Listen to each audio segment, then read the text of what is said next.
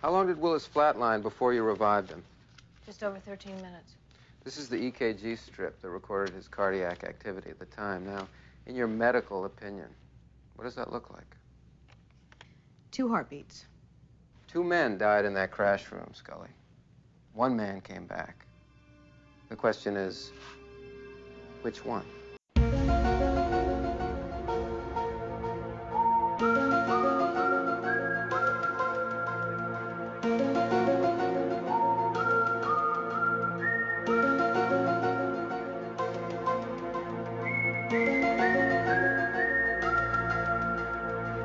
Hello, and welcome to Discovering the X-Files, the podcast in which a newbie, that's me, takes a deep dive into the entirety of Chris Carter's creepy universe as longtime fans escort me on the journey. A journey filled with paranoid conspiracies and monsters of the week. I'm Erix Antoine, and today Daniel and I will be discussing Lazarus, which originally aired in the US on February 4th, 1994. It was written by Alex Ganza and Howard Gordon, and directed by David Nutter. In this episode, Scully's former partner/mentor/lover is mortally wounded in a bank robbery gone wrong. But after a miraculous recovery, it seems he may have been possessed by the spirit of the dead bank robber. It's cop show time on this Monster of the Week episode of The X-Files. After the break, Daniel and I are going to get into it. Stick around.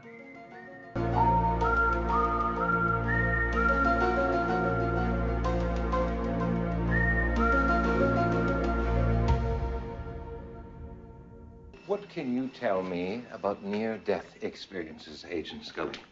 The usual stuff, the tunnel, the light, people rising up and viewing their own bodies. And as a scientist, how do you account for the phenomenon? Some sort of dissociative hallucinatory activity. Did you know that half of all the adults who have had a near-death experience cannot wear a watch? The increased electrical activity in their bodies renders the watches on their wrists inoperable. Now, I know this sounds kooky, but as any biologist will tell you, when cells die and genetic material begins to unfold, a tremendous charge of energy is released. Dr. Barnes believes this burst of energy is responsible for the transformational nature of the experience. And people do return from the event profoundly changed. This is an odd tonal cocktail of an episode, I thought. I don't know if, where it's like the X-Files, but it's also kind of like just a cop show all of a sudden. It was kind of funny because I'm sitting there, I'm watching it. It's a good opening scene, good compelling opening scene. It's well done and everything, but I'm just like, what is this, an episode of Miami Vice? Like, who directed this? Michael Mann? It's so, you know what I'm talking about, right? I mean, I would imagine that was because they've been influenced by like 70s paranoia thrillers or creepy horror movies or serial killer thrillers. And now here's Miami Vice. Here's, a police procedural, Michael Mann, slow motion shootout in a bank. And like, for a second, I really thought I was watching Miami Vice or something, right down to like the kind of Baroque acting of the, Dupre or whatever, when he's like with Lula in the car at the beginning, and that whole like overwrought dialogue that he has, like, yeah, baby, it's the big score, or whatever the hell he's telling her, and then like he makes out that whole thing. I was like, yeah, I'm watching Miami Vice for a minute. It was kind of unusual. I pretty much feel the same way. It's given the supernatural bent on it, it kind of feels like you're watching a Jack Shoulder movie. Got a little bit of it's not quite a body hopping thing like The Hidden or the oft forgotten Omen TV movie that he did in the 90s, but you definitely have someone being possessed by something other than themselves, but still running around within the confines of like a adrenaline charged action movie. And that it's funny whenever the show steps into this framework every once in a while. It did it a little bit with the Donald Logue thing, where you see them actually, the FBI agents, Mulder and Scully, actually doing like an actual FBI case or job. Yeah. You know, we tend to forget that that's technically the world they live in, even though the show doesn't really explore that all that much. So whenever they segue off into the side into normal, police tactics and all that nonsense, it feels odd, it feels strange, which is kind of hilarious when you think about it, because that is their background, that is their job. It's just not generally what the world of the X-Files is. Yeah, I mean, exactly. I think you hit it on the head. I mean, this is basically, usually we see a supernatural kind of story. It's rather outlandish. It's always kind of creepy. This has some of that. Obviously, it has the supernatural element of the body hopping or whatever. But it's the way that it's done. It's a cop show, and so I guess maybe that's what it feels like. It feels weird because you're right. Like we're already here. It's like 15 episodes in, and yeah, it's the first episode that has kind of that feeling to it. Because the Donald Logue thing that you brought, that's Squeeze, right? And that still Yeah, feels very much like an X-Files episode.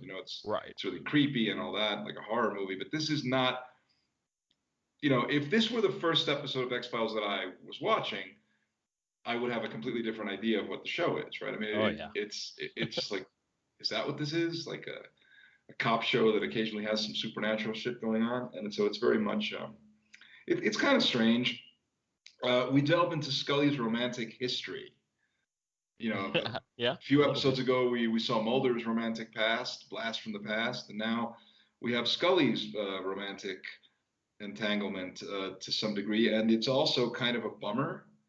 So you sort of go like, oh, so they both have rather unfortunate romantic histories. Where in her case, it's sort of like, yeah, okay, so the guy was too intense, or however it is that she describes it. The guy was he Yeah. was older, he was her mentor, and he could never just sort of loosen up and whatever. It didn't work for that reason.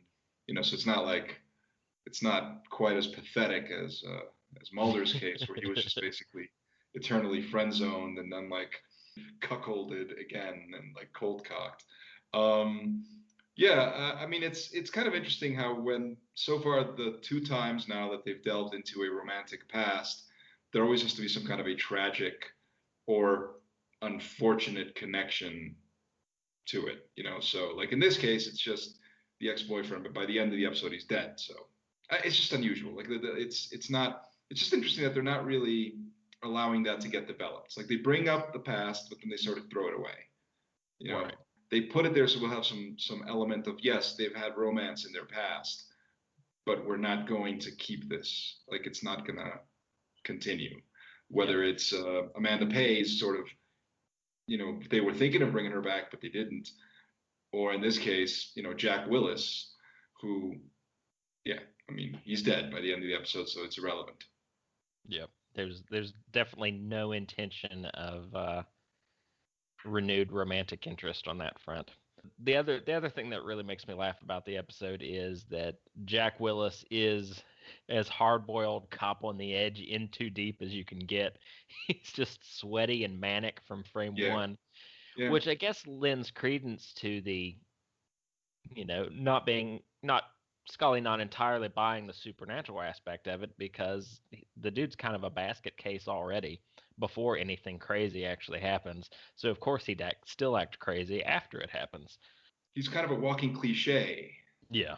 Of course he's named Jack. Yes, yes, exactly. He's kind of intense. Here's the thing: the episode is very tropey. So Mhm. like you like right down to that whole thing. You have the hard-boiled cop, the determined cop. It's basically the cop show tropes. Okay, and I think that what ends up saving the episode is that it's well acted. Yeah.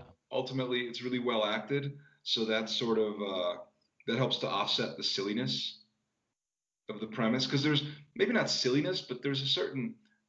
It's really thin. In the past, we've talked about how there's no. Sometimes things are a bit unresolved or a bit murky or whatever. That tends to be an element of the show, and the same thing is true here. We never really. It's a little bit confusing. Like, is this a power that Dupre has? Is this I mean, what is this? Like, or does it just happen? Is it just a phenomena? that happens, and does it have, because at the beginning of the episode when he's making out with Lula in the car, they focus on the tattoo. It's kind of giving you the idea that that's going to have something to do with it, but I guess now by the end of it you understand that they're only doing that so that you'll know that the tattoo exists, so that when it shows up on, you know, Jack's arm, it's like, oh, whatever. You know, you almost think like, oh, it's a magical tattoo, like the tattoo has some meaning or there's power there or whatever. No, it has nothing to do with any of that. They don't delve into it. So by the end of it, you sort of figure this is just a phenomenon that happened because they both died at the same time. Yeah. That's really what we're to understand by the end. Like they died at the exact same time, and so this phenomenon happened. It wasn't planned. It wasn't a power that Dupree has. It's just something that happened. Yeah, just a freak occurrence. That's why I'm saying it's kind of thin. Okay, so it just happened. It happened like this. That's what gives it a thinness and a kind of silliness, but because it's well acted, that keeps it compelling. You're able to kind of look past the fact that this is ultimately based around a really thin premise, that they're not even trying to ground it within any sort of reality within the parameters of the show.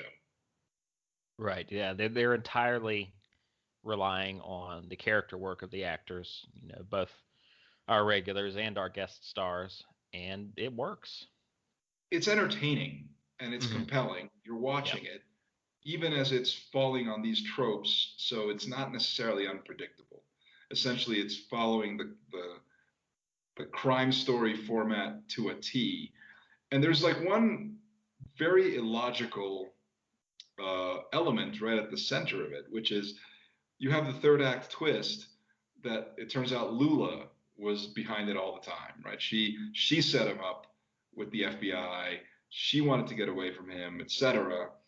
And in theory, that makes sense. But why doesn't she just kill him? Yeah. You know what I mean? It's like, why go through that whole, why abduct Scully?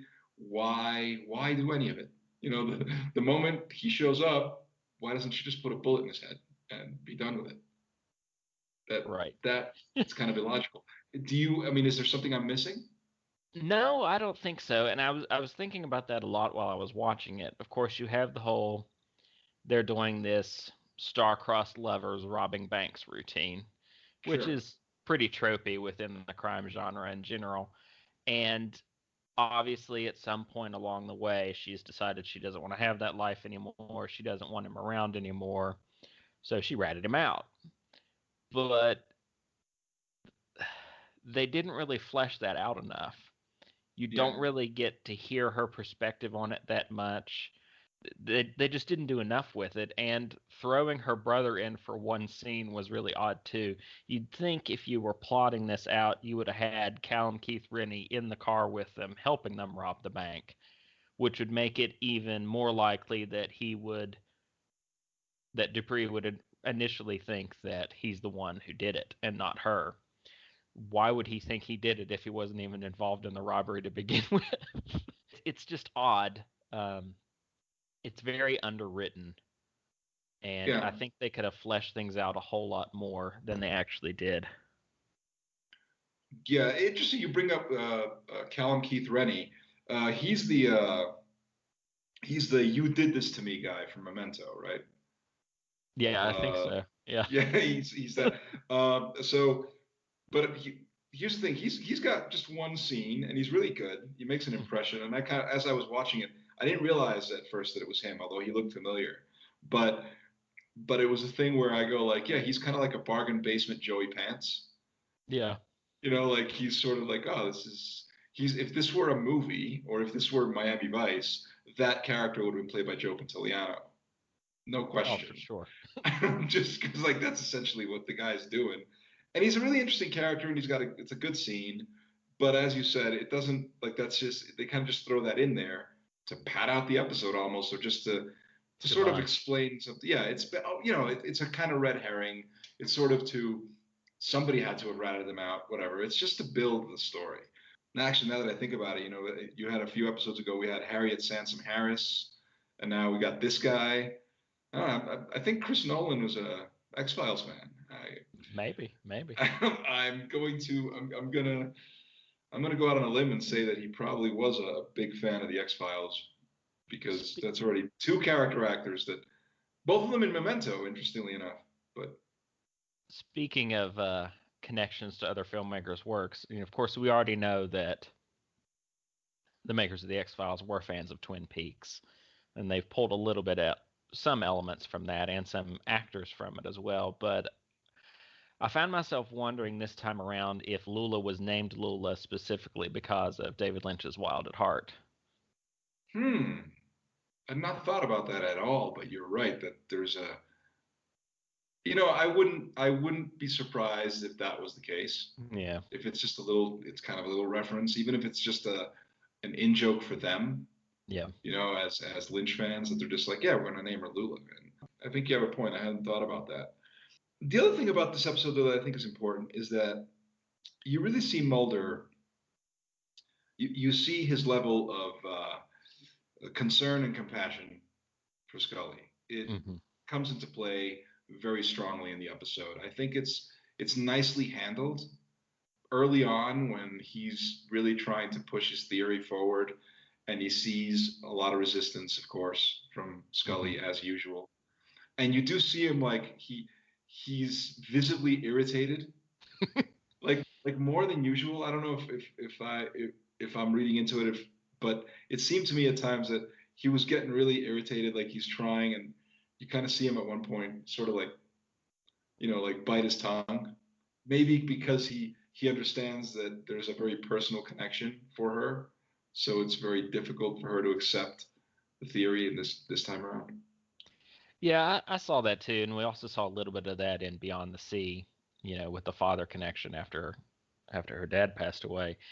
It's it's Mulder's desire to explain himself and his theories at war with his compassion for, you know, people in general, specifically Scully herself.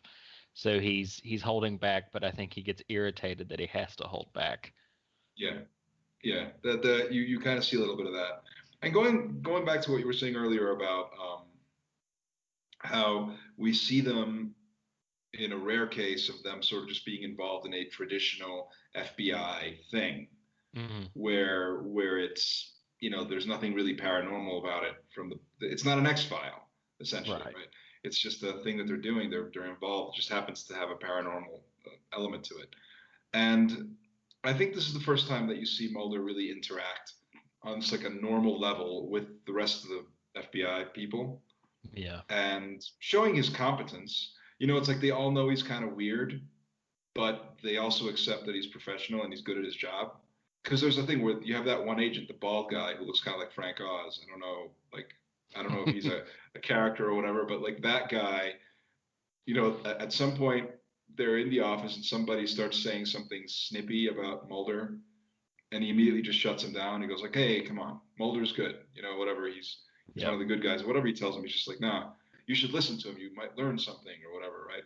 You see that it's not that Mulder may have a reputation, but there are people who genuinely respect him and Yeah. admire him. They believe he's professional and good at his job. Yeah, I like how across or over the course of, these episodes so far, we get just little glimpses into the agent that Mulder was before he decided to take on the X-Files. Clearly, he was one of their top, profilers. He was a dedicated, hardworking agent, maybe even a superstar agent for them. Great at tracking down criminals and serial killers. And then I guess once he was afforded a certain level of freedom and clout, he went and hung around down in the basement with all the UFO files and never left. Right. Which, there's resentment on the part of the brass for that. With his previous partner in Ghost in the Machine, there was a level of jealousy. You had talent and squandered it, whereas I'm over here trying to hack it out and making mistakes, and my career's almost in the can. Canadian Frank Oz is another good example of that. He might also think that Mulder is weird for being obsessed with aliens and monsters and everything else, but he still remembers the fact that he is a world-class profiler, and he's exactly the kind of person you'd want helping out in a situation like this. So he doesn't really question him on that level at all, and just lets him do what he needs to do. Yeah, even at the level where he maybe doesn't entirely buy it, and because there's that whole thing where they're heading towards it's after Scully's been abducted and they know like Jack Willis disappeared, whatever, and he's saying, well, because it wasn't Jack Willis who made that call or whatever, and he's just saying, what are you talking about? We heard the recording, it was him. He was like, never mind. You know, he's telling him like, forget it. It's almost like he says, you know what, I'm not going to get into this with you. Just whatever, you know, we're not going to get into this now. I don't have time. And then the other guy doesn't press him on it. It's almost like he says, okay, it's one of your usual weird theories, but you know what? We're just going to leave it alone and solve this case just in a normal way. But yeah, that's a good point, because it's not something, you're right. The last time that we sort of saw a little bit of an inkling of this is in Ghost in the Machine. The former partner who kind of screws him over. Yeah. In a sense, because he's like, he knows he's better than him, and he essentially, like, he steals his report and all that, right? It bears repeating that Mulder wasn't always like this, like the way that this series presents him. There was a time when he was just a regular FBI agent doing regular cases. And I guess this is like a reminder of that, maybe, because it's something that maybe you forget. You think, well, he wasn't always, quote unquote, spooky Mulder, right? There was a time when he was just a regular dude. Even if he had those beliefs, it wasn't part of his job. Yeah, the obsession hadn't fully taken over yet.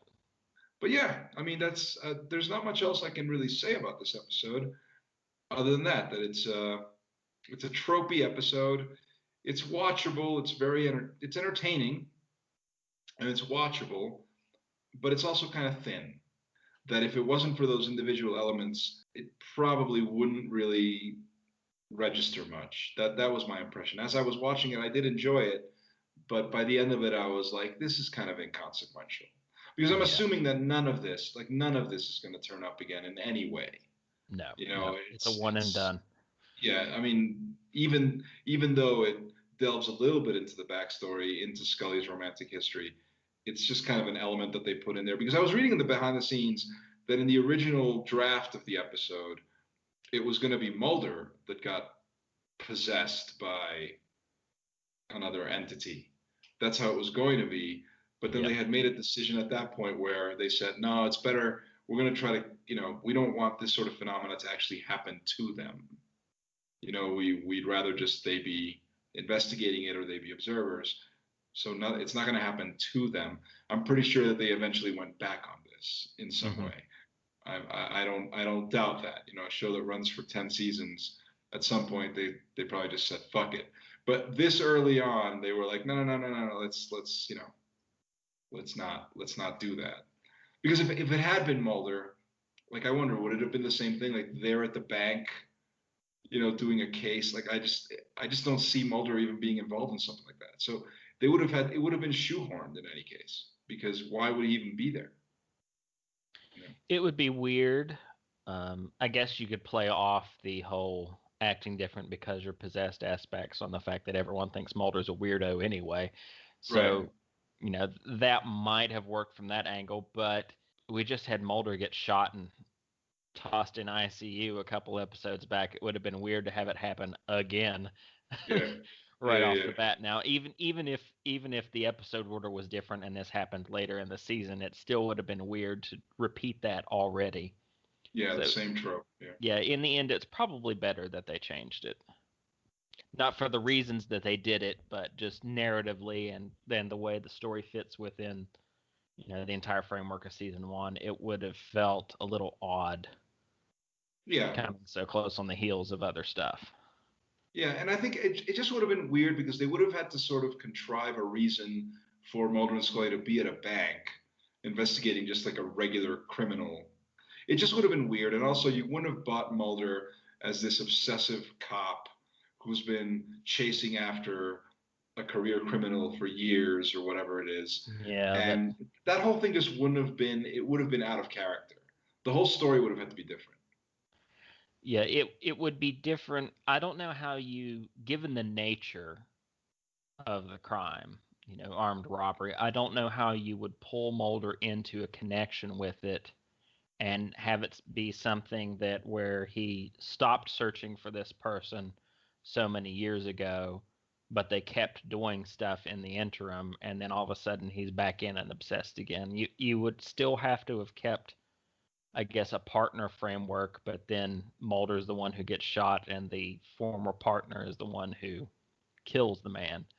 Yeah. Whereas you you could work that in with like a serial killer case, like they did in Beyond the Sea and Yeah. stuff like that, where it was something that was closed, it was over and done with from A his cold case.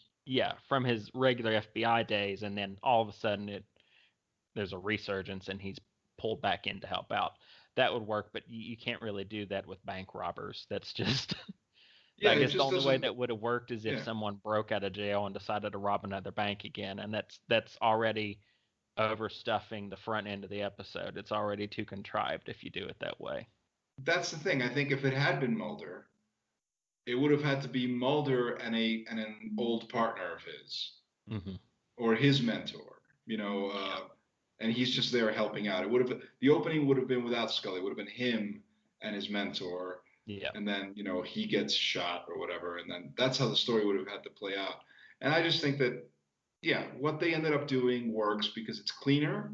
Number one, it doesn't contrive things. You can buy this new character, this supporting character who's just for this one and done, and it gives them an opportunity to explore Scully's backstory a little bit, which is good. I Mm-hmm. mean, it's always good to try to dig into the past of the characters and flesh them out a bit more. And we always talk about how this series doesn't really delve too much into the romance aspects, into Right. the sexual histories, and how that's kind of a refreshing thing. But at the same time, it's a reality that people have romantic histories, and it's part of their makeup as people, as characters. So if they ever have an opportunity to delve into it, it's good, that they touch on it a little bit. It is a little bit sort of like in both cases, like the romantic histories are bummers, but I mean, I guess that just makes for more compelling storytelling because obviously Yeah. it's more interesting if there's something there, if there's some kind of a conflict there. Otherwise, like why bother going into it at all? There's no story there if there's no conflict, so that's fine. But it just is weird. Like, oh, they both have troubled romantic histories, both of them, one way or another, and they both end up losing in one way or another the former flame. So Yeah, I guess it works in it to a degree in that, Mulder's ex psychologically messed him over big time, clearly. And then on the Scully front, this ex-boyfriend that we've met is a former mentor and former partner. So that burning out and not working out for, although I find it hard to believe that she actually dated the man for a year, given how obsessive and intense he is when it comes to his work. That seems like something that would die out after a few months, but yeah, whatever. But I mean, I she guess, really liked them. She really tried. yeah. She tried to make it work. Yeah. But I guess what I'm getting at is that it puts up at least a temporary reason for why neither of them might try to pursue a relationship with each other at this time. He's still sore from his big relationship that went down in flames, and she, at least in this instance, the last time, as far as we can tell, that she dated a coworker, it didn't work out for her either. So that puts up a small wall to, I guess, stave off the inevitability of the Mulder and Scully relationship on down the line.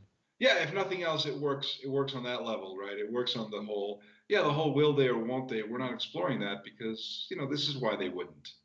Yep. This is why they wouldn't. They're both traumatized for one reason or another. So that's why they're going to keep it platonic, and it's all for the best. So is there anything else that we have not touched on?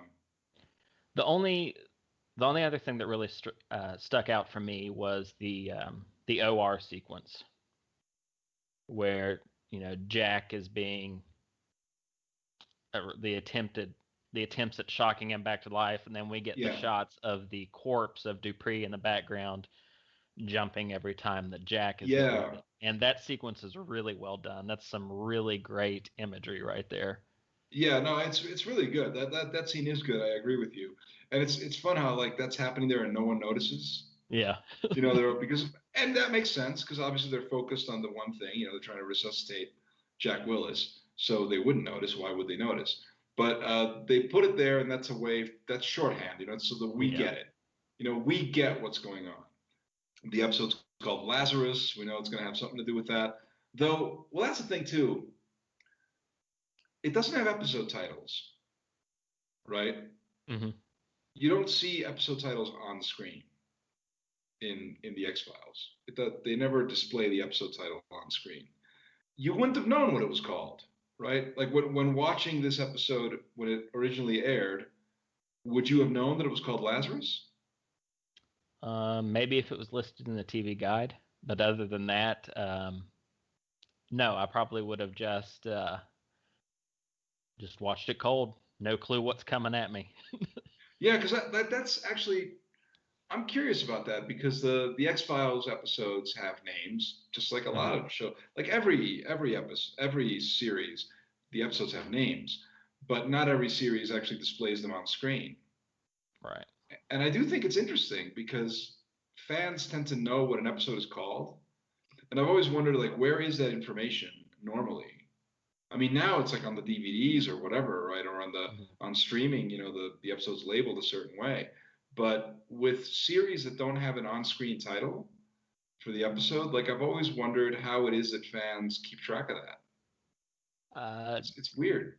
In terms of the X-Files, the first time I remember actually memorizing episode titles beyond the scattered VHS releases that they did early on came in the form of just like a series guidebook that I was given for Christmas one year, probably a couple of seasons in, and it had, episode by episode breakdowns and information, and that had all the titles in it.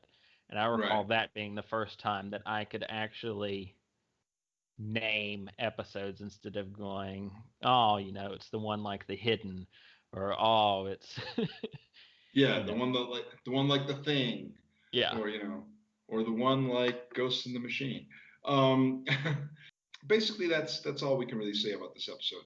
It has good scenes, it has good performances. Overall, though, I guess it's kind of inconsequential. Yeah. It's entertaining, but it's a filler episode. I got this from the morgue, along with the rest of his personal effects. I thought you might want it. Happy 35th Love Day. I got it from 3 years ago. It's not working. It stopped. At 6:47. The exact time that Jack went into cardiac arrest at the hospital. What does that mean? It means whatever you want it to mean. And there you have it. I hope you enjoyed our discussion, and if you did, please subscribe to the podcast. Give us a like. Take a minute to write a positive review and go ahead and spread the word on social media. The podcast is available on Anchor FM, Spotify, Apple Podcasts, and other platforms. Look for the Erix Antoine Network on Facebook or on YouTube. You can also follow me on Twitter at ErixAntoineNet and check out my film reviews on Letterboxd. You should also check out Daniel Baldwin's website, theschlocketeer.com, and follow him on Twitter at Daniel W. Baldwin. I'm Erix Antoine, and I'll be back in a few days when Daniel and I will be discussing Young at Heart, which, much like Beyond the Sea, shares a name with a classic old standard, but unfortunately that's the only thing it has in common with Beyond the Sea. In any case, I hope you'll join us. And until then, let's all remember that the truth is out there. See you next time.